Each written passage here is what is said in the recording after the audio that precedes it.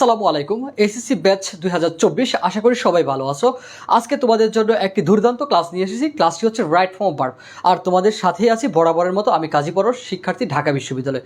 তোমাদের English instructor হিসেবে আজকে আমি তোমাদেরকে দেখাতে যাচ্ছি রাইট ফর্ম অফ ভার্ব, যেটা নিয়ে অনেকের সমস্যা হয়, অনেকে বুঝতে পারো না। এবং আরেকটি মজার বিষয় হচ্ছে, তোমরা এখন ভালোভাবে রাইট ফর্ম অফ ভার্বটা শেষ করতে পারলে এসএসসি প্লাস হচ্ছে ইউনিভার্সিটি অ্যাডমিশন দুইটা ক্ষেত্রেই কাজে লাগবে। চলো আমরা একটু পড়ি, দেখি। Read the text and fill in the gaps with the correct form of verbs and subjects verb agreement as per context. আচ্ছা দেখো, football is a favourite game in our country. Football আমাদের দেশে একটা কি জনপ্রিয় খেলা। ইট অ্যারেঞ্জ, যেহেতু ইটটা এমন একটা সাবজেক্ট যে নিজে নিজে অনুষ্ঠিত হতে পারে না, এই কারণে তোমরা কি করবা, উত্তরটা করে দেবা প্যাসিভ সেন্সে। যে কারণে এটা অ্যান্সার কি হয়ে যাবে, ইট ইজ অ্যারেঞ্জড, ইডি যুক্ত করে দিবা। ইট ইজ অ্যারেঞ্জড, এটাকে অনুষ্ঠিত করা হয়, কিসের মধ্যে করা হয়, বিটুইন টু টিমস, দুইটা দলের মধ্যে। এটা কি হয়ে যাবে, কন্টেইনিং, এখানে কি হয়ে যাবে, আইএনজি হয়ে যাবে। কেন আইএনজি হলো, দেখো যদি একটা সিম্পল সেন্টেন্সের মধ্যে ডাবল ভার্ব থাকে, প্রথম ভার্বটা কেমন হয়ে যায় ভাইয়া, ফাইনাইট ভার্ব হয়ে যায়, এবং দ্বিতীয় যে ভার্বটা থাকবে সেটা কি হয়ে যাবে, নন ফাইনাইট ভার্ব হয়ে যায়। আর নন ফাইনাইট ভার্ব আমরা কীভাবে করি, টু প্লাস ভার্বের বেস ফর্ম, ভার্বের 3 নম্বর ফর্ম, অথবা ভার্ব প্লাস আইএনজি ফর্ম। এই কারণে তোমাদের বি নাম্বার অ্যান্সারটা কি হয়ে যাবে, ভার্ব প্লাস আইএনজি ফর্ম হয়ে যাবে। দেখো, ইট ইজ অ্যারেঞ্জড, এটাকে অনুষ্ঠিত করা হয় বিটুইন টু টিমস, দুইটা দলের মধ্যে, কন্টেইনিং মানে কি, ধারণ করে কি, 11 প্লেয়ার্স ইচ, প্রত্যেকটা দলে 11 জন খেলোয়াড় নিয়ে খেলাটা শুরু করা হয় বা অ্যারেঞ্জ করা হয়। দেখো, the captain's of both teams, উভয় দলের ক্যাপ্টেনরা কি করে, দেখো এখানে ক্যাপ্টেন্স অনেকগুলা, দুইজন ক্যাপ্টেন, অর্থাৎ এই দলে একজন ক্যাপ্টেন, এই দলে আরেকজন ক্যাপ্টেন, দুইজন ক্যাপ্টেন দ্বারা কি বোঝাচ্ছে, এখানে প্লুরাল সাবজেক্ট। আর সাবজেক্ট যদি প্লুরাল হয় আমরা কি জানি, ভার্বটা কেমন হবে, প্লুরাল হবে। এই কারণে দেখো ভার্বটা এখানে কি আছে, লিডই থাকবে, এখানে কোনো ধরনের চেঞ্জ হবে না। যদি এখানে শুধুমাত্র এইভাবে থাকতো দ্য ক্যাপ্টেন, তখন তোমরা কি করতা, লিডস লিখতা। যেহেতু ক্যাপ্টেন্স আছে, অর্থাৎ দুই দলেরই ক্যাপ্টেনকে বোঝাইছে, সেই কারণে কি করবা, ভার্বটা লিডই থাকবে। দেখো, the captain of both teams lead there groups, দুই দলের ক্যাপ্টেনরা, দুই দলের অধিনায়করা তাদের গ্রুপটাকে কি করে, লিড দেয়। আচ্ছা তারপর দেখো, this is the most exciting and enjoyable game এবার কি হয়ে যাবে, প্লেড হয়ে যাবে। কেন প্লেড হবে, দেখো একটু মজার বিষয়, এখানে প্রথম যে ভার্বটা আছে কি, ফাইনাইট ভার্ব, আর দ্বিতীয় ভার্বটা কি হয়ে যাবে, নন ফাইনাইট। আমি তোমাদের প্রথমেই বলেছিলাম আমরা নন ফাইনাইট করে কীভাবে, ভার্ব প্লাস আইএনজি যুক্ত করে, ভার্বের 3 নম্বর ফর্ম এবং 2 প্লাস ভার্বের বেস ফর্ম, এই তিনটা ভার্বকে কি বলা হয়, নন ফাইনাইট ভার্ব। আচ্ছা তাহলে দেখো এটা কি হতে যাচ্ছে আমাদের answer, this is the most exciting and enjoyable game ever played across the world. পৃথিবীর মধ্যে যত ধরনের গেম খেলা হয় তার মধ্যে ক্রিকেট কি একটা অন্যতম এক্সাইটিং গেম। তারপর দেখো, it dash for an hour and half with an interval after half of time dash over, এখানে কি হবে, ইট রানস হবে। দেখো এটা কি হয়, পরিচালিত হয়, সাবজেক্ট যেহেতু থার্ড পারসন সিঙ্গুলার নাম্বার, সেহেতু আমরা কি করব, ভার্বের সাথে এস অথবা ইএস যুক্ত করব। আমাদের ইংলিশের একটা বেসিক বা কমন রুলস কি, সাবজেক্ট যদি থার্ড পারসন সিঙ্গুলার নাম্বার হয়, প্রেজেন্ট ইনফিনিট টেন্সের ক্ষেত্রে কি করতে হয়, ভার্বের সাথে এস বা ইএস যুক্ত করতে হয়। সেই কারণে তোমাকে কি করতে হবে, এখানে একটা এস যুক্ত করতে হবে। It runs for an hour and half with an interval after half of time. Half of time এটা কি হয়ে যাবে, ইজ হয়ে যাবে, বিটা কি হয়ে যাবে, ইজ ওভার। যখন অর্ধেক সময়টা অতিক্রম হয় তখন কি করা হয়, ক্রিকেট খেলার মধ্যে একটু বিরতি দেওয়া হয়, ফুটবল খেলার মধ্যে একটু বিরতি দেওয়া হয়। তারপরে দেখো, এনি ফুটবল টুর্নামেন্ট, যে কোনো ফুটবল টুর্নামেন্ট কী করা হয়, অ্যারেঞ্জ, এটা তোমাদের একটু কী করতে হবে, ইজ অ্যারেঞ্জড লিখতে হবে। কেন ইজ অ্যারেঞ্জড লিখলাম, কারণ ফুটবল টুর্নামেন্ট কিন্তু নিজে নিজে অনুষ্ঠিত হতে পারে না, এটাকে কর্তৃপক্ষ কর্তৃক বা কোনো একটা সংস্থা কর্তৃক অনুষ্ঠিত করা হয়। সেই কারণে তোমাদের অ্যান্সারটা কী হবে, এনি ফুটবল টুর্নামেন্ট, যে কোনো ফুটবল টুর্নামেন্ট ইজ অ্যারেঞ্জড, অনুষ্ঠিত করা হয় বিটুইন স্ট্রং টিমস, দুইটা শক্তিশালী দলের মধ্যে।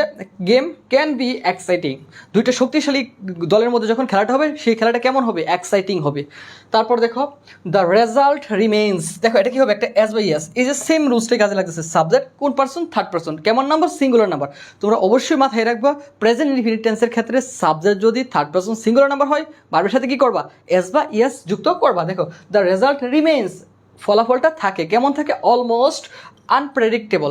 প্রেডিক্টেবল মানে কি, তোমার ওই যে ধারণা করা বা অনুমানের বাইরে থাকে। কেন অনুমানের বাইরে থাকে, দেখো, টিল কতক্ষণ পর্যন্ত, দ্য এন্ড, খেলা শেষ হওয়ার পূর্ব পর্যন্ত কি থাকে, ফলাফলটা অনিশ্চিত থাকে বা আনপ্রেডিক্টেবল থাকে, যেটাকে অনুমান করা যায় না। কেন করা যায় না, দেখো, বিকজ, কারণ any team might win the other team, একটা দল কি করতে পারে, অন্য দলের বিরুদ্ধে জয়ী হতে পারে। কি, স্কোরিং, কি হবে, স্কোর ভার্বটা কি হয়ে যাবে, স্কোরিং, কারণ দ্বিতীয় আরেকটা ভার্ব আছে স্কোর করা, এটা কি হয়ে যাবে, নন ফাইনাইট ভার্ব হয়ে যাবে। সেই কারণে তোমরা কি করবা, এখানে স্কোরকে কি করে দিবা, স্কোরিং করে দিবা।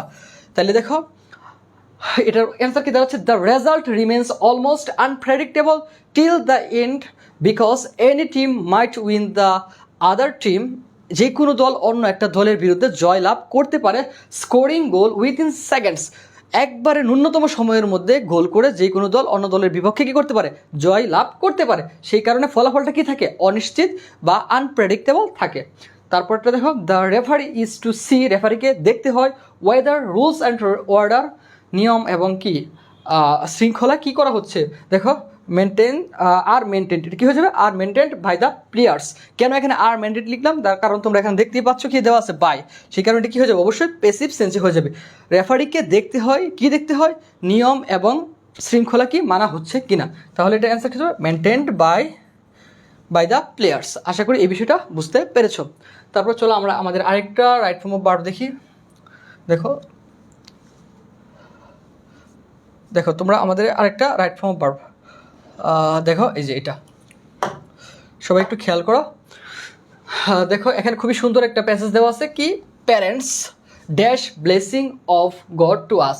এখানে যেহেতু সাবজেক্টটা প্লুরাল, অ্যাস আছে, প্যারেন্টস অর্থাৎ পিতা এবং মাতা দুইজন, সেই কারণে তোমাদের ভার্বটা কেমন হয়ে যাবে, আর। প্যারেন্টস আর blessing of God to us, পিতা মাতা সৃষ্টিকর্তা কর্তৃক আমাদের প্রতি কি একটা আদর্শ, কি বলা যায়, একটা আমাদের হচ্ছে কি ব্লেসিং বা আমাদের জন্য হচ্ছে কি দয়া।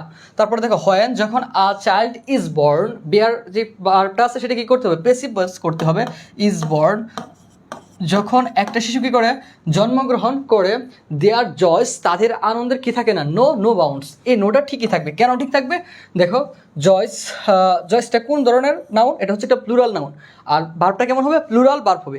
আর প্লুরাল ভার্বের সাথে কি হয় না, এস বা ইএস যুক্ত হয় না, সেই কারণে তোমাদের নোটা কি থাকবে, নোই থাকবে।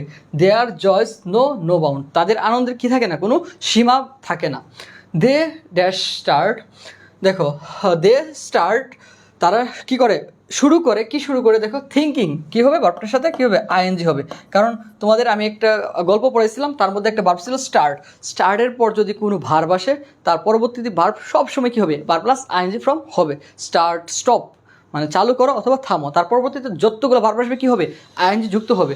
এই কারণে তোমাদের অ্যান্সারটা কী হবে, দে স্টার্ট, তারা শুরু করে, থিঙ্কিং ভাবতে, অফ নার্সিং, দেখো প্রেপোজিশন আছে অফ, তার পরবর্তীতে ভার্বটা কী হবে, আইএনজি হয়ে যাবে, নার্স কী হয়ে যাবে, নার্সিং। এবং আরেকটা মজার বিষয় হচ্ছে, এন্ডের আগে এবং পরে উভয় ভার্ব কী হয়ে যায়, একই ধরনের ফর্ম হয়ে যায়। যদি এন্ডের আগের ভার্বটা আইএনজি ফর্ম হয়, এন্ডের পরের ভার্বটা কী হবে, আইএনজি। এন্ডের আগের ফর্মটা যদি পাস্ট ফর্ম হয়, এন্ডের পরের ফর্মটা কেমন হয়ে যাবে, পাস্ট ফর্ম। তাহলে এটা কী হবে, থিঙ্কিং অফ নার্সিং অ্যান্ড ব্রিংয়ের সাথে কী হয়ে যাবে, অবশ্যই আইএনজি হয়ে যাবে। দেয়ার চাইল্ড, তাদের শিশুদেরকে কি করবে, কিভাবে লালন পালন করবে, সেই বিষয়গুলো কারা ভাবতে শুরু করে, পিতা মাতারা ভাবতে শুরু করে। দেখো দে ড্যাশ, দেখো দে রিমেনই থাকবে, কেন রিমেন থাকবে, কারণ সাবজেক্টটা কেমন আছে, প্লুরাল। সাবজেক্ট প্লুরাল থাকলে ভার্বের সাথে এস বা ইয়ার যুক্ত করার কোনো দরকার নেই। সেই কারণে তোমাদের অ্যান্সার ঠিক হবে, দে রিমেন, তারা থাকে সেফ। সেফ মানে কি, নিরাপদ। কোথায় নিরাপদ থাকে, under the custody of their parents, তাদের পিতা মাতার যেই কাস্টোডি আছে সেখানে কি থাকে, তারা নিরাপদে থাকে।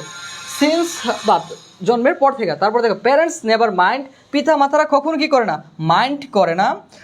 কী হবে, টেকটা কী হয়ে যাবে, টেকটা হয়ে যাবে টেকিং। কেন টেকিং হলো, কারণ পৃথিবীতে মাইন্ড এমন একটা ভার্ব, তার পরবর্তীতে আরেকটা ভার্ব আসলে কী হবে, অবশ্যই আইএনজি হয়ে যাবে। দেখো স্টপ, স্টার্ট, মাইন্ড, এর পরবর্তীতে যদি কোনো ভার্ব আসে তুমি কী করবা, চোখ বন্ধ করে আইএনজি ফর্ম যুক্ত করবা। সেই কারণে এটা কী হয়ে যাবে, দেন এবার মাইন্ড টেকিং, কী হয়ে যাবে, টেকটা কী হয়ে যাবে, টেকিং। দেন এবার mind taking pains for their upbringing of their offsprings, তাদের সন্তান সন্ততিকে পৃথিবীতে আনার জন্য যে কষ্টগুলো করতে হয় সেই জন্য তারা কী করে না, কখনো মাইন্ড করে না।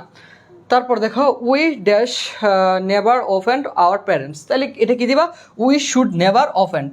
দেখো SHOULD, শুড আমাদের উচিত না কি করা, উই শুড নেভার অফেন্ড মানে কি, বিরোধিতা করা বা তাদের কথার বাইরে চলা, পিতামাতার কথার বাইরে গিয়ে চলা আমাদের উচিত নয়। আচ্ছা আমি আবারও বলতেছি, তোমরা একটু প্যাসেজটা ভালোভাবে খেয়াল করো। দেখো, parents are the blessing of God to আস, পিতামাতা আমাদের জন্য কি আশীর্বাদ, কার, সৃষ্টিকর্তার। তারপর দেখো, when a child is born, যখন একটা শিশু জন্মগ্রহণ করে, দেয়ার জয়স নো বাউন্ড, এই নোটা কীভাবে, একই ভার্ব থাকবে। তারপরে কি, দে স্টার্ট, তারা শুরু করে কি, স্টার্টই থাকবে থিঙ্কিং। কেন থিঙ্কিং হলো? কারণ স্টার্ট হচ্ছে পৃথিবীতে এমন একটা ভার্ব যার পরবর্তীতে আরেকটা ভার্ব আসলে কী করবো? আইএনজি করবো। স্টার্ট, স্টপ, মাইন্ড, প্র্যাকটিস, এগুলোর পরে কী হবে? বারবার আসলে আরেকটা, সেটার সাথে কী করতে হবে? অবশ্যই তোমাকে ভাইয়া আইএনজি যুক্ত করতে হবে। দেখো, দে স্টার্ট থিঙ্কিং, তারা ভাবতে শুরু করে, অফ নার্সিং, নার্সিং মানে কি? সেবা যত্ন করা, and bringing up their children. তাইলে আমরা জানি কি, অ্যান্ডের আগে যদি ভার্বটা পাস্ট টেন্স হয়, পরবর্তীতে ভার্বটা পাস্ট টেন্স। অ্যান্ডের আগে যদি আইএনজি হয়, পরে হবে কি? আইএনজি। অ্যান্ডের আগে যদি টু প্লাস ভার্বের বেস ফর্ম হয়, অ্যান্ডের পরও কি হবে ভাইয়া? টু প্লাস ভার্বের বেস ফর্ম। এই বিষয়টি একটু মাথায় রাখবা। দেয়ার চিলড্রেন, তারপরে কি? দে রিমেনই হবে। কেন রিমেন থাকবে? কারণ সাবজেক্টটা প্লুরাল আর রিমেন শুধু একা কি? প্লুরাল। দে রিমেন, তারা থাকে, রিমেনও তো কি? থাকা, safe under the custody of their parents since birth. Parents never mind, পিতা মাতারা কখনো কী করে না? মাইন্ড করে না বা অভিমান করে না। কিসের? Taking pains for the upbringing of their offsprings. তাইলে তোমাদের কি বললাম? মাইন্ডের পর যদি আরেকটা ভার্ব আসে কী করবা? আইএনজি যুক্ত করবা। এই কারণে টেক ভার্বটা কী হয়ে যাবে? টেকিং হয়ে যাবে। তারপর দেখো, we should never offend our parents. এটা কি হবে? এখানে জাস্ট তোমরা শুড ব্যবহার করবা, আর তারপর অফেন্ড যে ভার্বটা আছে সেই ভার্বটা একই ফর্মে থাকবে। আশা করি এই রাইট ফর্ম অফ ভার্বটা তোমরা বুঝতে পেরেছো। তারপর দেখো,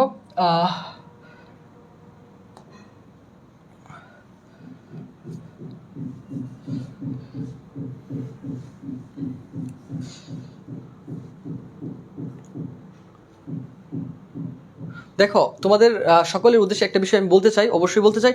সেটি কি, তোমরা যারা স্বপ্নের ঢাকা বিশ্ববিদ্যালয়ের একজন শিক্ষার্থী হতে চাও, বিশেষ করে যাদের বি ইউনিট অর্থাৎ মানবিকে যারা ভর্তি হতে চাও, তাদের জন্য আমরা নিয়ে এসেছি কি? Target due batch B unit. সেখানে থাকতেছে আমাদের কি? বাংলা 50টি ক্লাস, ইংলিশ 50টি এবং সাধারণ জ্ঞান 50টি, এবং ফাইনালি থাকবে তোমাদের জন্য 20টি মডেল টেস্ট। তোমরা এই আমাদের সাথে ক্লাসগুলো করে এবং মডেল টেস্ট দেওয়ার মাধ্যমে কিন্তু সহজে ঢাকা বিশ্ববিদ্যালয়ের একজন শিক্ষার্থী হিসেবে নিজেকে অধিষ্ঠিত করতে পারবা। আর সেই লক্ষ্যে যারা আমাদের কোর্সগুলোতে ভর্তি হতে চাও, তাদের এসএসসি অ্যাডমিশনের আগে যারা ভর্তি হতে চাও, তাদের জন্য হচ্ছে একটা বিশেষ ছাড় রয়েছে। 3000 টাকার যে কোর্সটা আছে, আমরা কিন্তু 1800 টাকার মধ্যে সেটা ভর্তি এখন নিচ্ছি। তোমরা চাইলে এখন আমাদের এই যে স্ক্রিনে দেওয়া নাম্বার কিংবা আমাদের পেজের মধ্যে নক করে ভর্তি হতে পারো।